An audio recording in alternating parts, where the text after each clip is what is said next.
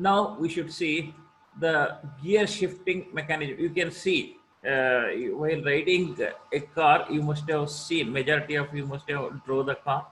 You must have seen there is a either in the foot pedal or in hand you can use. You can keep on uh, changing the gears according to the conditions of the drive. Okay. So what is this gear shifting mechanism? What is this? What it does? How it is beneficial? What happens? There is no gear shifting mechanism, even though gearbox mechanism is present in the system. Okay. Now the gear shifting mechanism, it is simple. The gear shifting mechanism is used for changing the gears easily and selecting the required gear train and bringing the selected gears into operation. By this gear shifting mechanism, by providing gear shifting mechanism, the driver can change the gears easily and he can have the gear ratios according to the drive condition. This is possible by providing a gear shifting mechanism. And where this gear shifting mechanism is provided, generally the gear shift, it is the gear shift mechanism, it is a lever, it consists of a lever. The gear shift lever can be located either on steering or on the steering column for using it for shifting the gears. Okay, so you keep one thing in your mind: the gear shifting mechanism, it is a compo, it is consists, it is a lever, it is a rod like system. Okay, the gear shift lever, generally it is located either on the steering or on the steering column for using it for shifting the gears according to the drive conditions. Okay, then what is this steering column will do? The steering column gear shift mechanism, the steering column shift mechanism is used on car. Generally, it is used on cars, while footboard type is used in commercial vehicles, jeeps, medium vehicles, and vans. In cars, you can see the gear shifting mechanism. It is nothing but it is located on the steering column. Okay, the steering column gear shift mechanism, it is used in cars. And as far as the commercial vehicles are concerned, there we are going to use the footboard type of the gear shift mechanism. It is used. What are the commercial vehicles? If you look into jeeps, medium vehicles, and vans. Okay. So one thing you remember, by providing the gear shifting mechanism, okay, the driver can change the gears easily to meet the required gear ratio, to achieve the required speed, and according to the drive condition, this gear shifting mechanism, it is used. And this gear shift mechanism, it is nothing but a lever. It can be located either on steering or on the steering column, or one more is on footboard type. The steering column gear shift mechanism, it is used in cars. The footboard type gear shift mechanism, it is used in commercial vehicles, jeeps, medium vehicles, and vans. And vans. It is very, very important. See, without this also, gearbox mechanism is there, but the driver has to put more effort for changing the gear. By providing this gear shifting mechanism, the effort required by the driver in changing the gears according to the gear ratio required, according to the speed of the vehicle required, according to the drive condition required, the gears can be easily changed by providing this gear shifting mechanism. Okay, this is how it operates. Okay, then as far as the, while engaging the slots of the gearbox, it consists of a fork on the gearbox. Okay, I was telling generally in majority of the cars you must have drove, even in buses also, generally there 5 gears will be there. Okay, generally the neutral gear, for changing any type of gear, first it has to brought into neutral gear. Okay, what are the 5 gears? One is uh, first gear. Okay, the generally the first gear is used for during starting the vehicle, and after getting a certain speed of the vehicle, then second gear is used. Then to have more speed, third gear is used. Okay, and still once the driver feels he is moving on flat road, if he wants to increase the speed on highway of his vehicle, he can use the top gear, that is fourth gear, or it is called the top gear. Okay, during starting he has to park the vehicle. Sometimes he may require the vehicle should be move in the reverse direction. A reverse gear is provided. Okay, that means 5 gears are there. Okay. That is first gear, second gear, third gear, fourth gear, and the reverse gear. The in the steering column type shifting mechanism, it is easy to operate as the driver has to move his hand through a short distance compared to footboard gear shifting mechanism. The steering column. So with the steering column shifting mechanism, we can find in cars. Okay. The footboard gear shifting mechanism can be found in Jeep, buses, vans, etc. Okay, as far as the steering column type shifting mechanism is concerned, it is easy to operate by the driver as he has to move his hand through a short distance, and the front compartment space of the vehicle is more. Okay, so this is how this thing. See, you can see the figure. This is how the gear shifting mechanism it operates. Okay. So gear lever is there, dust cover is there, selector or cover is there. That selector cover it supports in changing the gears. It in changing gears. Just use this at the I will bring the selector force. This is the selector gear. Okay, here the force is applied by the driver during changing the gear. If you want to go for first gear, if you want to go for second gear, third gear, fourth gear, reverse gear, and this selector or cover housing he is going to use. This is how it is going to be operated. So just you see the figure.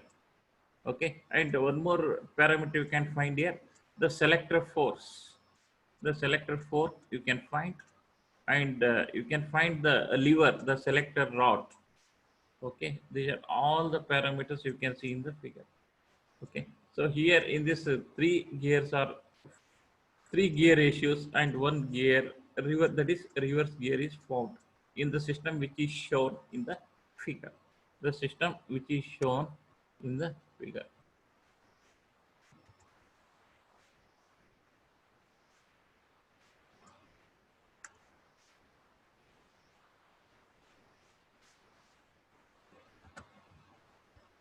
See, it gives still more clear cut this thing as far as the gear shifting mechanism is concerned.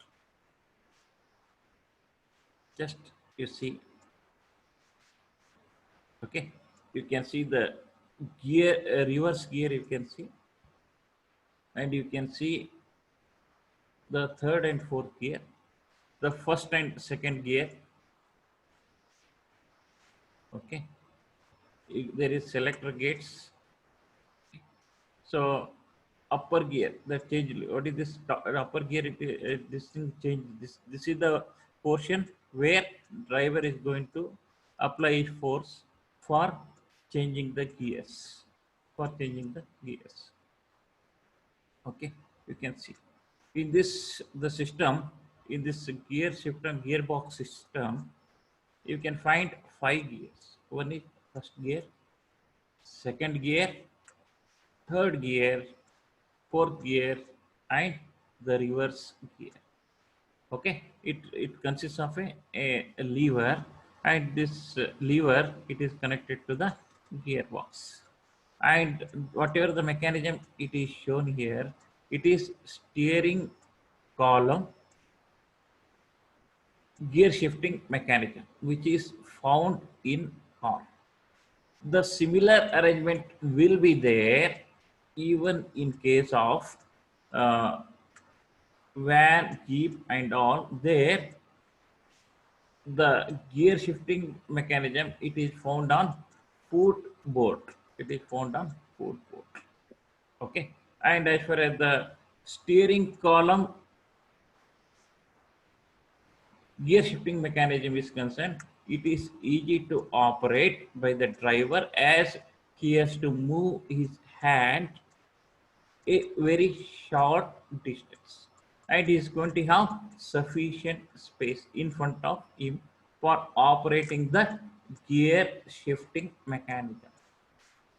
Just to see the figure, this is how it is going to be. This is how it is going to be. This is how it is going to be. Once again, just concentrate. The mechanism which is shown in the figure, 4 gears: first gear, second gear, third gear, fourth gear, and top gear. And one point you remember, whenever you are driving the vehicle on the steep hill, thereby you are supposed to use the first gear and second gear only. Okay, so whenever you are driving the vehicle on the road which is flat, then you may have to operate the third gear and fourth gear. And whenever you want to park the vehicle, whenever you need to reverse the vehicle during parking, you are supposed to use the reverse gear. We are supposed to use the reverse gear. See the figure, it is very clear cut. Okay, and I told the under what situations which type of gear can be used. You know it very well, you must have drawn, but this is how at different driving conditions, different type of gear ratios can be used. Okay.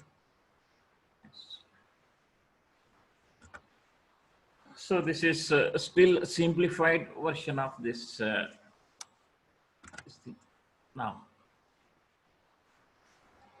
Now we should see another very important component in transmission system, that is the torque converter. What is this torque converter? What this does?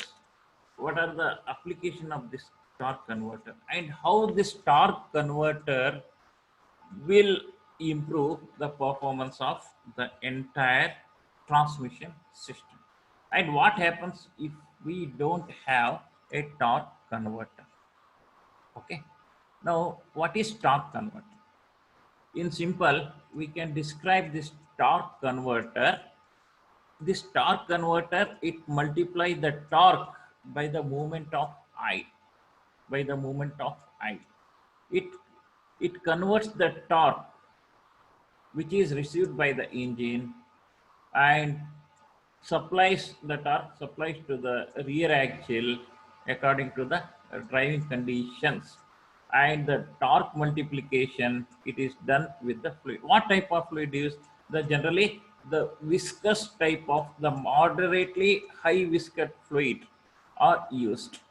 Okay, so the viscosity of the fluid which are used in torque converter, their viscosity, it should be greater, it should be more than the viscosity of water. Okay, generally SAE20 and SAE30, these are the two fluids which are used in torque converter. The torque converter, it multiplies the torque by the moment of I. This is how this torque converter. And what is this torque converter? Okay, this is how we can describe torque converter. It multiplies the torque and supply the torque to the road wheels according to the driving conditions which are needed by the driver on the road. This is how. And as far as this torque converter is concerned, this torque converter we can describe it is one type of fluid coupling which allows the engine to spin somewhat independently of the transmission. It is responsible for pressurizing automatic transmission fluid, a pressurization that supplies the force necessary to shift transmission gears. Here, inside the torque converter, the viscous fluid will be there, and the viscous fluid is pressurized. A pressure is applied so that the fluid will move, and whatever the torque which is received by the engine, it is converted, it is multiplied by movement of the fluid in the torque converter. Whatever the torque which is expected by the road wheels according to the driving condition, the torque will be multiplied and will be supplied to the wheels which are on the road according to the driving conditions it is required. Okay, this is how the torque converter it works. It is a coupling. What type of coupling? It is a fluid coupling. Okay, so we know what are the limitations of internal combustion engine.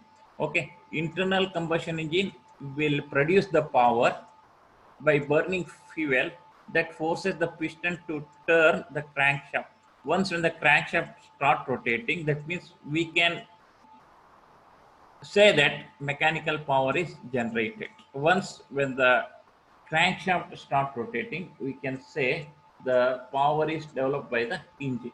Okay, okay.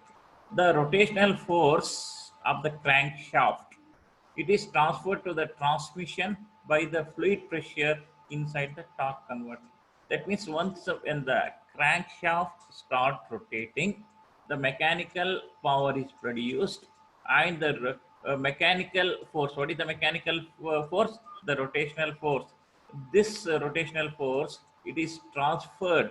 It is supplied to the transmission by the fluid pressure which is available inside the torque converter. Okay, inside the torque converter, a series of propeller-like blades called pump are used. The assembly, whatever the blades are there, this assembly spins with the engine crankshaft, forcing the transmission fluid onto another blade assembly called impeller. Two blades are there. One is rotor blade and another one is impeller blade, which are the transmission blades available inside the torque converter. Okay, once when the power is rotational power is received by the engine to the torque converter, what happens is the fluid will increase its pressure and the fluid will move from one blade to another blade called impeller. This second set of blades is connected to transmission input shaft. The impeller set of blades are connected to the transmission input shaft. The amount of hydraulic pressure that is created inside the transmission, that dictates the gear and ultimately the speed of the vehicle according to the driving conditions. This is how it is going to happen. And see, the impeller speed is very, very important in the torque converter. The impeller speed is regulated by the engine side of hydrodynamic circuit. Engine side of hydrodynamic circuit. I will show the figure so that you can understand very easily. So this is the torque. How this, see, you can see here impeller. You can see the drive shaft. You can see the stator. Okay, so these are all this is transmission fluid. I told the transmission fluid it should be viscous fluid. Whatever the fluid we are going to use inside the torque converter, its viscosity, it should be more than the viscosity of water. Generally, the fluid which is used is SAE 30 or SAE 40. Okay, so you can see the torque converter is connected to one end of the torque converter is connected to the engine flywheel. Okay, then so it is in simple, it is a turbine. It consists of two types of blades. One is stator, another one is impeller, and one end is connected to the engine side, another end is connected to the transmission side, another one is connected to the transmission. One end of torque converter, you can see in the figure, it is connected to the engine. Another end of torque converter, it is connected to the transmission system. You can see the figure and you can understand how the system is. The impeller speed, you can see the impeller speed is regulated by the engine side, of this hydrodynamic circuit. Okay. When the vehicle is stationary, when the vehicle is stationary, the driver applies the brakes, the impeller will slow considerably while the pump continues to spin. Okay. When the vehicle is stationary or the driver applies the brakes, the impeller will slow considerably while the pump continues to spin. This allows the torque converter to act like a clutch in a manual transmission.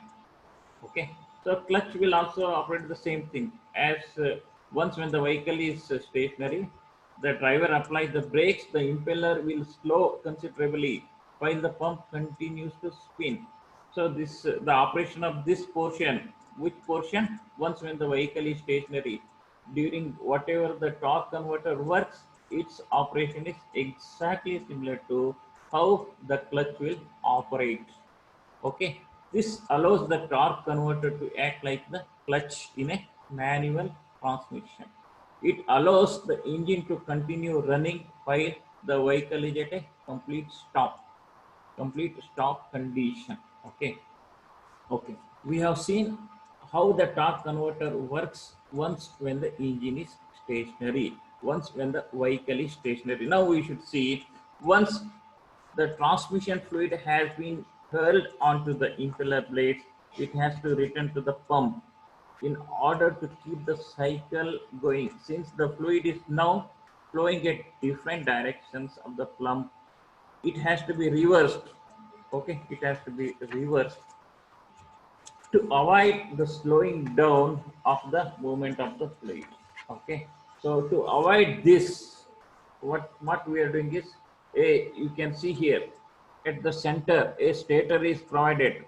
The stator, a third fin wheel, the stator, you can see in the figure, the stator is located between two turbines.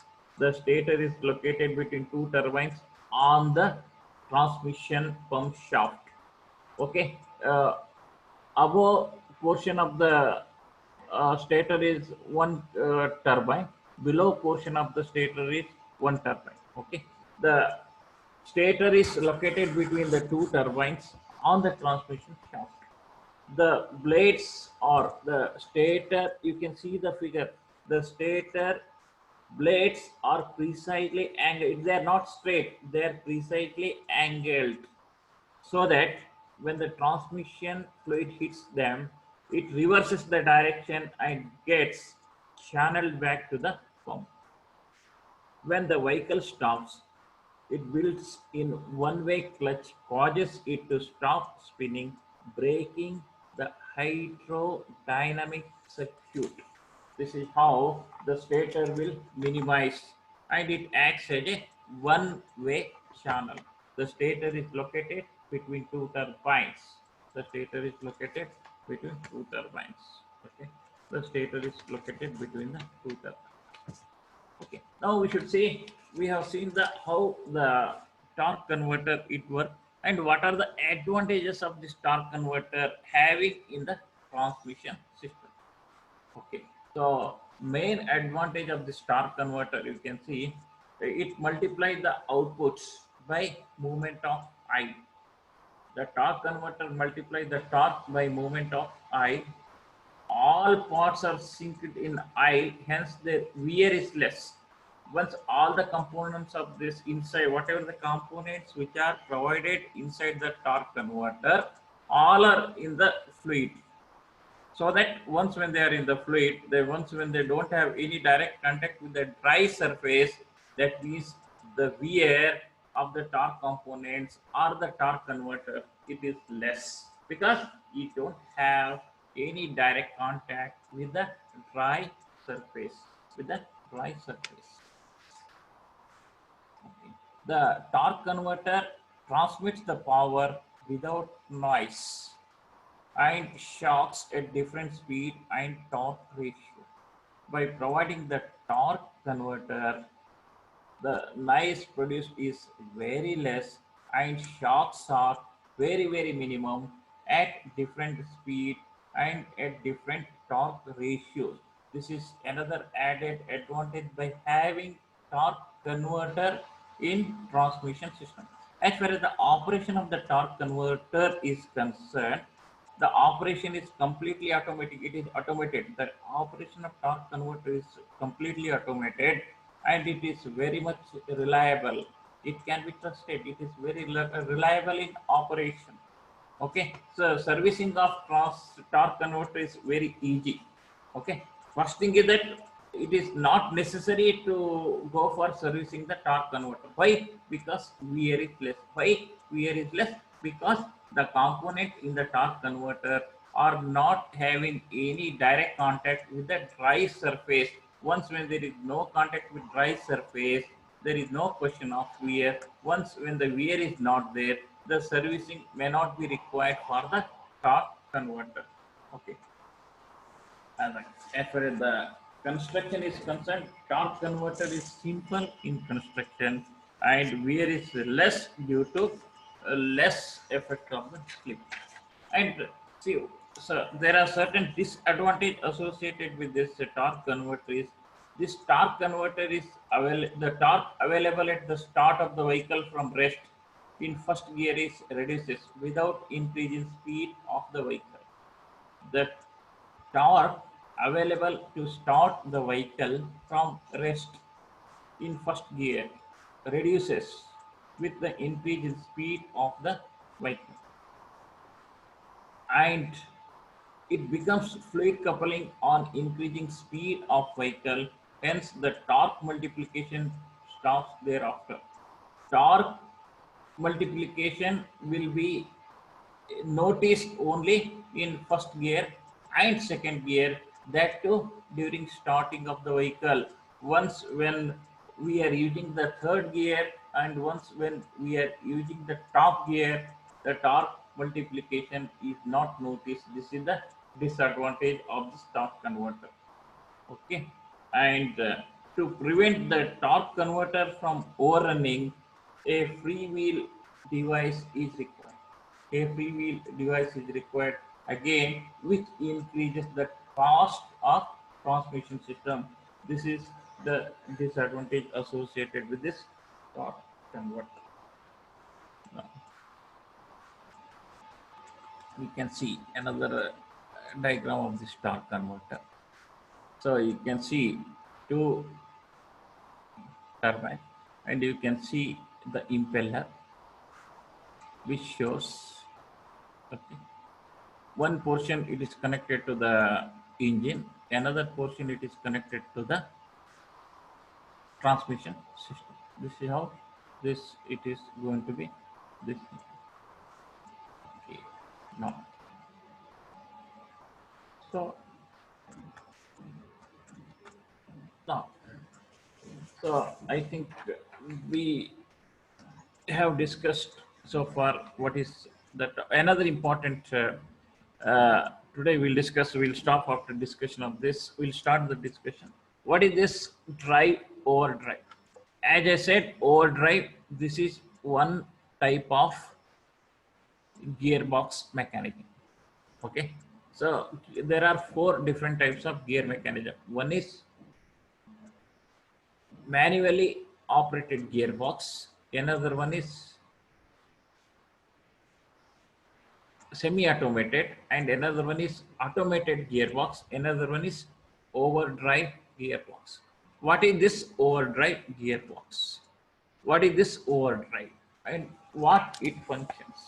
What are the advantages of overdrive? Okay, and how it supports the smooth operation of the vehicle in transmission system.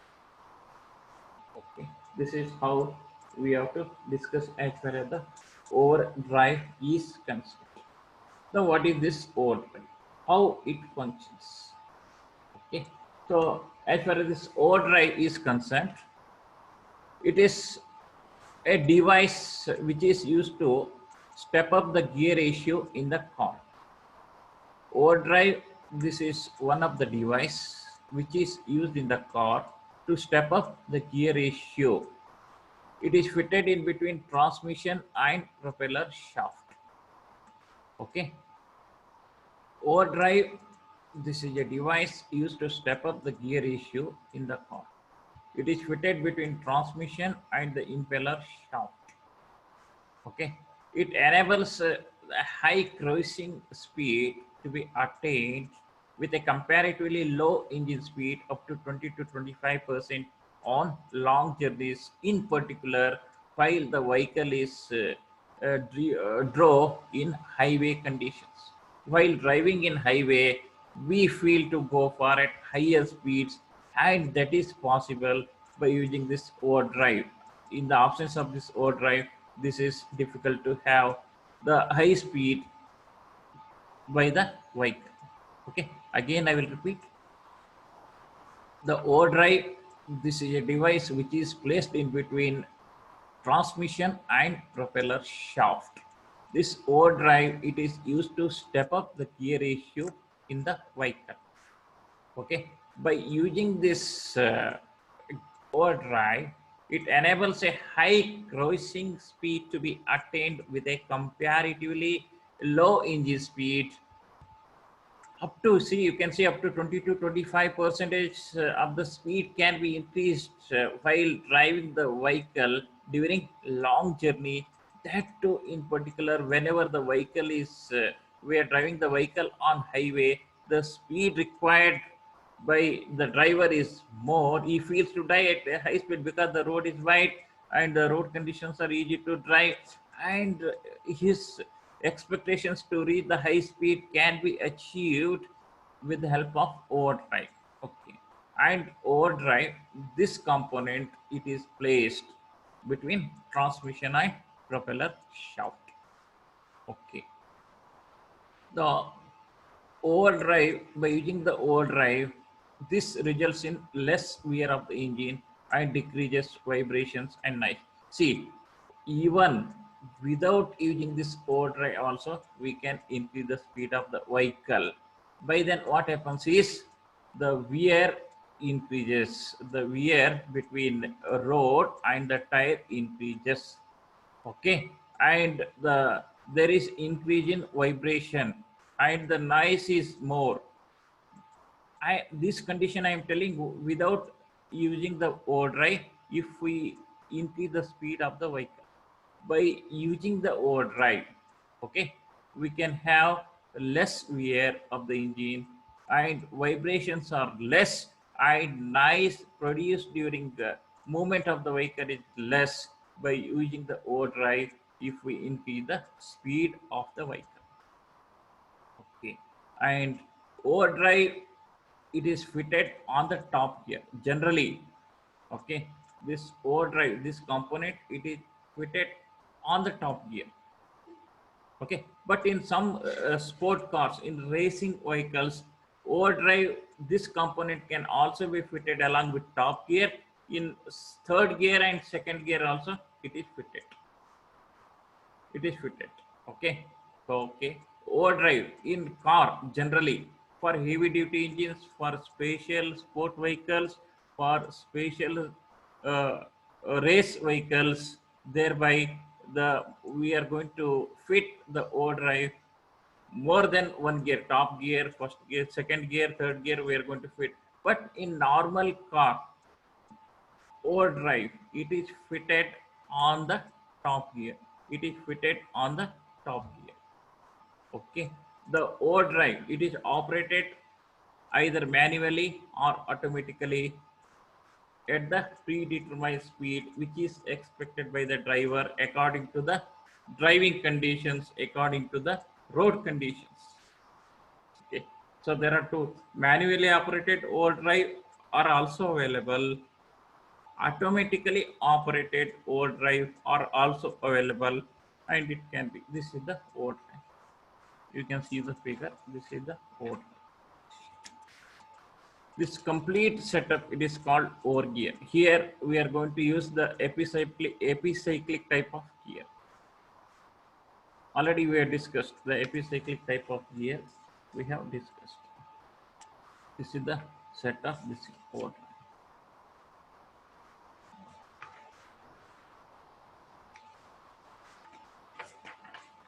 You can see the figure. This overdrive, it consists of an epicyclic gear tree. Epicyclic gear tree in the sense, so we have sun gear, we have epicyclic gear surrounded. The epicyclic gear are connected to the sun gear with the help of arm, and this epicyclic gear, these are surrounded with another type of gear, that is ring gear, that is called epicyclic gear. And this overdrive, it consists of an epicyclic gear train in which sun gear is free to rotate. Sun gear in the sense which is at the center. The sun gear is free to rotate on the output. You see the figure. The sun gear is free to rotate on the input shaft while the carrier move on splines of the input shaft. A freewheel clutch is also fitted on the input shaft splines. Okay.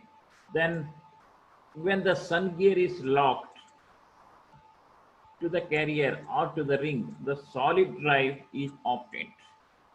The depend as far as the locking of sun gear is concerned, you can see the locking of sun gear is concerned, it depends mainly on certain conditions of the road. There is another possible control of this mechanism when the when the sun gear or the sun wheel is kept free to rotate on the input shaft. See, it's input shaft. You can see when the sun wheel is kept free to rotate on the input shaft. In this case, the direct drive through the free wheel clutch, when the sun wheel is free to rotate on the main shaft. You see, when the sun wheel is free to rotate on the main shaft, okay, we are going to achieve the direct drive through the free wheel clutch. You can see I will show the free wheel. This is the free wheel clutch. When the engine develops power, okay,